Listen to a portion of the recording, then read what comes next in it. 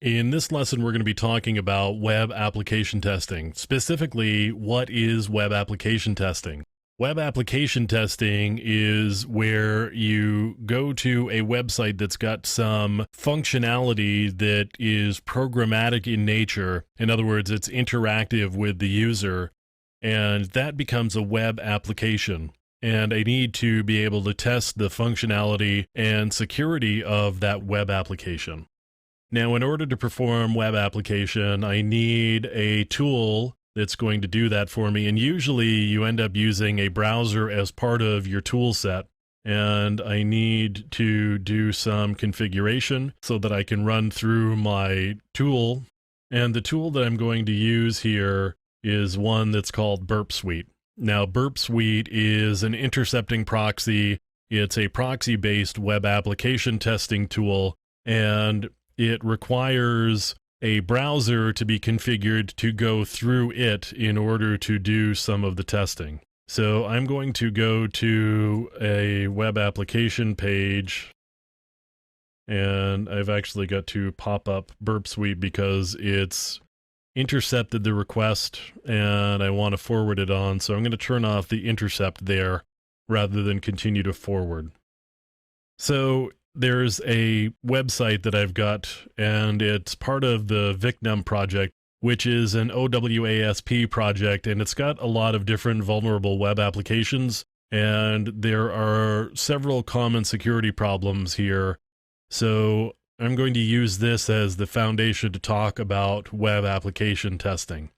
So what I would do in order to do web application testing is, in this case, I'm going to go back to Burp Suite, and then I'm going to go back to my target. And here's what I've got for a target. And you can see some related links there. I actually want to spider this and get a list of all of the pages that are on this particular website. So web application testing is pretty comprehensive. You've got to find all of the functionality for the application before you can start testing. And part of that finding the functionality has to do with getting a list of all of the pages that are involved.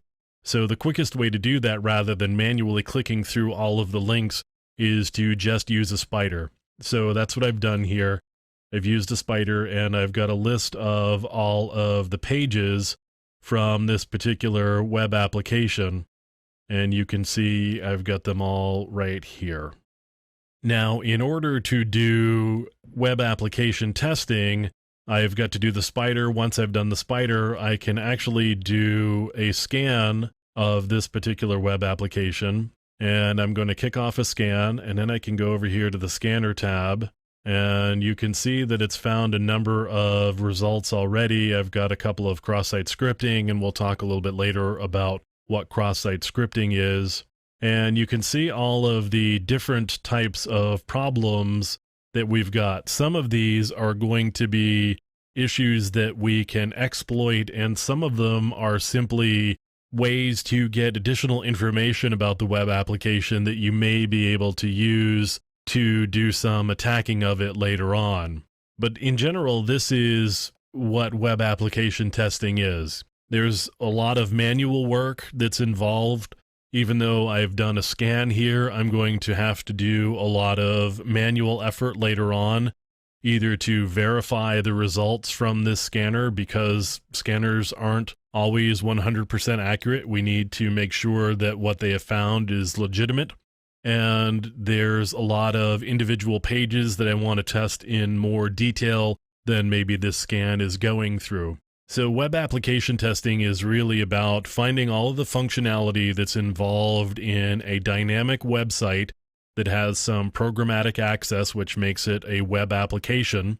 And I need to find that functionality, and then I can go ahead and do some testing in order to find problems like cross-site scripting, cross-site request forgery, SQL injection, and those sorts of things.